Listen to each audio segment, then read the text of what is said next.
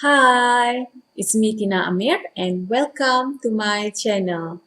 For today, we're going to continue about prefix me, and we just finished part 1. For those of you who haven't watched, please watch it, part 1. And now we're going to continue prefix me. It's kind of different a bit because there's certain changes here. For last part, even if you add me, nothing's changed with that root word or kata dasar. And when you combine kata dasar, root word, and kata imbuhan, me, or prefix me, then it will be kata terbitan or kata terbitan. Terbit is published, so kata terbitan. Part 1, kata terbitan, nothing's changed except certain words have double meaning. But for this one, part 2 is tricky a bit. Certain root word have one meaning, and then when you add the kata imbuhan or kata imbuhan, it changed to other meaning. So we're gonna start with the first one, which is kata imbuhan or kata imbuhan me. Mid root word start with the alphabet P. We need to change that P into M. It's okay, don't worry. Let's start now to have better understanding, okay? Me plus pukul. Actually, if you spell properly, it will become pukul. But when you say it, you don't say pukul. You say pukul. So, me plus pukul, it will become memukul. Don't question why it's not mepukul. No, this is the rule, okay? Me plus pukul become memukul. So we change P into M. Before we begin, please pay attention to the formal and informal pronunciation for formal Malay sentence. And please pay attention also for formal and informal pronunciation for speaking. I include both so you have better understanding. So you can construct a sentence for writing and at the same time you can speak with locals. First example, in English sentence, parents have no absolute freedom to hit their children. For formal pronunciation of formal Malay sentence, ibu bapa tidak mempunyai kebebasan mutlak untuk memukul anak-anak mereka. Informal pronunciation for formal Malay sentence, ibu bapa tidak mempunyai kebebasan mutlak untuk memukul anak-anak mereka. Ibu bapa, parents. Tidak is no. Mempunyai is actually have. Kebebasan, bebas is free. It's not free in terms of no need to pay, no. So kebebasan means freedom. Mutlak is like super powerful. Kebebasan mutlak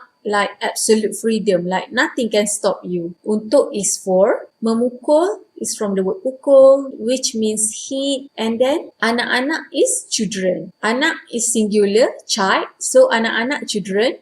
Mereka or mereka is they. That's the word by word translation, but remember, cannot always apply word by word translation. It is definitely helpful but not gonna work for 100%. For speaking, we start with the formal pronunciation.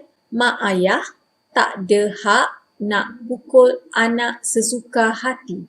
Informal pronunciation for speaking, mak ayah tak ada hak nak pukul anak sesuka hati. Here, ibu means moms, bapa is father, but for parents, normally we don't say ibu bapa. Ibu bapa way too formal. So we say for parents, normally Malay used to say mak ayah. Tak ada is from the word tidak plus ada and then become tiada or tiada, and then from the word tiada or tiada, then for speaking it become tak ada. Hak means right. Nak is from the word hendak, which means want. Sesuka hati, actually se means want, right? And then suka means like, and then hati is heart. But for sesuka hati is actually like one word, which means you do only what you please. You don't think about somebody else. You don't even ask permission from somebody else. You just do what you think is right, even it's not. Doesn't mean it's right or it's wrong. You just do it because you want it that way. For this speaking sentence, it means to say, like, you don't even get anybody's permission. You just do because you please to hit your children. From this sentence, please say no to violence against children, because you may do whatever you want now, even you are their parents. You may do whatever you think you are right now, but when you are old, you're gonna pay the price.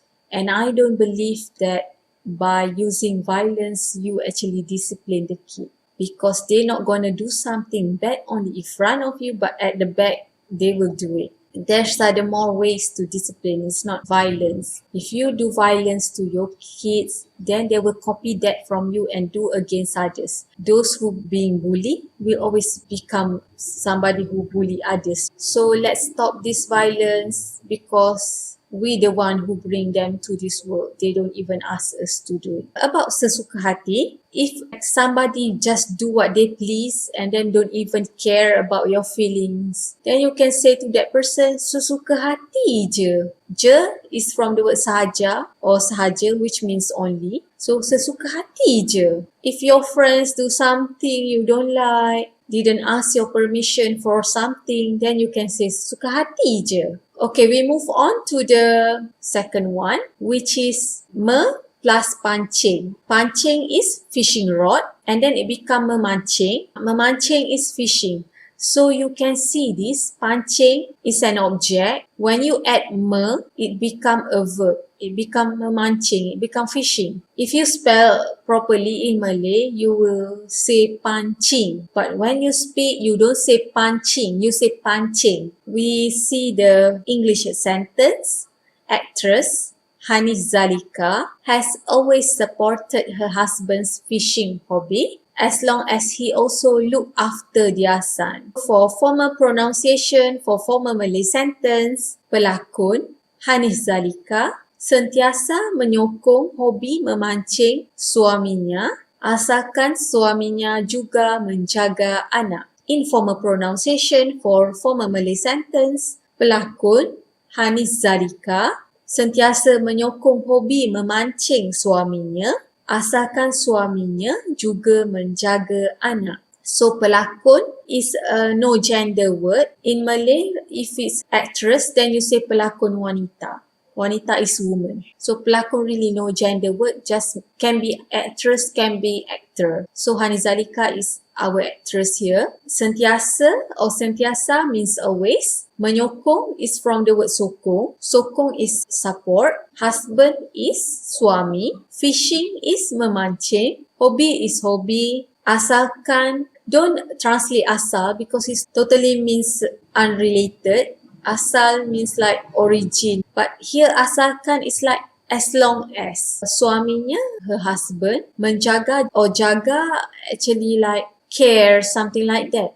But if you translate to Malay, mostly you will say take care. From the English word, it's not like that. It's like look after. Look after, here, same meaning like in Malay, menjaga or menjaga. Son is anak lelaki. But for Malay, we just say anak. Normally, we don't really mention anak also like pelakon. We don't have gender for that. So if you want to say, if you want to specifically translate son, then it will be anak lelaki. But in this sentence, no, we don't put that because it's like actress. Everybody knows actress, children. That's why we don't put. Now we move on to the formal pronunciation for speaking. Pelakon Hanis Zalika sokong hobi memancing suami dia asalkan tahu jaga anak. Informal pronunciation for speaking. Pelakon Hanis Zalika sokong hobi memancing suami dia asalkan tahu jaga anak. I think this is totally fair. When you get married and then you have children, that shouldn't stop you from still enjoy your hobby. But at the same time, you should also not forget your own responsibility as a father and a husband. Now we move on to the third one, which is pakai and memakai. Me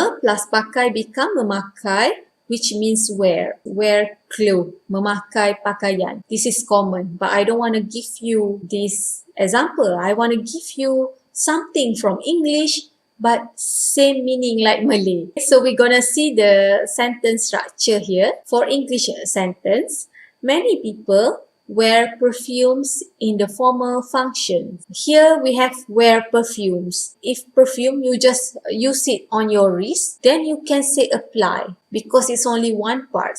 But if you sprays like whole body, because it's formal functions, of course you wanna smells very good in public, so you like spray whole your body. So it's like you wear the perfumes. It's like a cloth for you.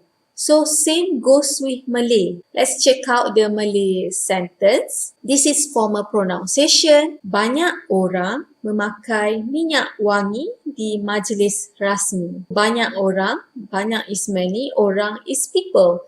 So many of you will ask, what's the difference of banyak and ramai? Both are accepted, both are correct. Just for banyak orang we prefer to use than ramai orang. But in another form, you can use orang ramai to describe public. But for this one, you just say banyak orang memakai minyak wangi di majlis rasmi. And actually, same formal and informal pronunciation for formal Malay sentence.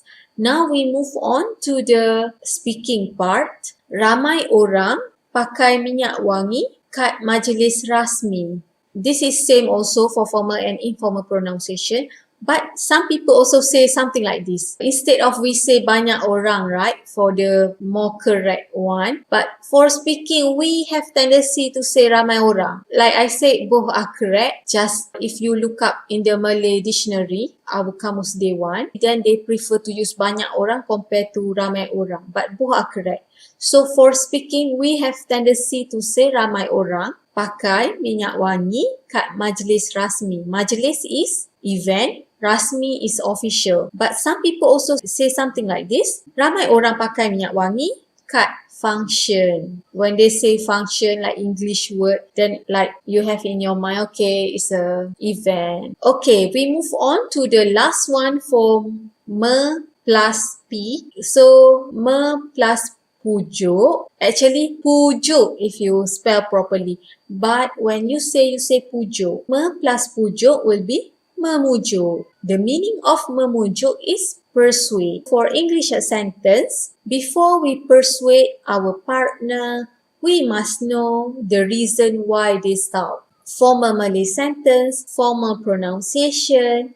Sebelum kita memujuk pasangan kita, kita mesti tahu sebab mengapa mereka merajuk. Informal pronunciation for formal Malay sentence. Sebelum kita memujuk pasangan kita, kita mesti tahu sebab mengapa mereka merajuk. So sebelum is before, kita is we or kita. If you haven't watched my pronoun video number 5, please watch it because I don't want you confused about we here. And in that video, I of course explain very long about it. In this sentence mean kita. So memujuk, persuade, pasangan means partner. Our partner, pasangan kita or pasangan kita. Mesti must, tahu no, sebab is reason or because, mengapa or kenapa is why, stop is merajuk. For formal pronunciation for speaking, then we just say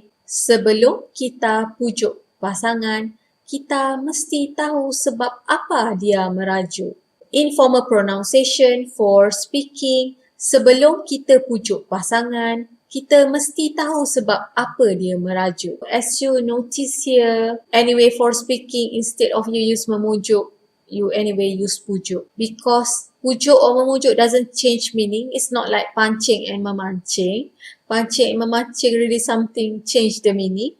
But this one no. So for speaking, we anyway use the pujuk. So I guess that's all our lesson for me+P. See you again in other lesson. Bye. Thank you very much for watching me.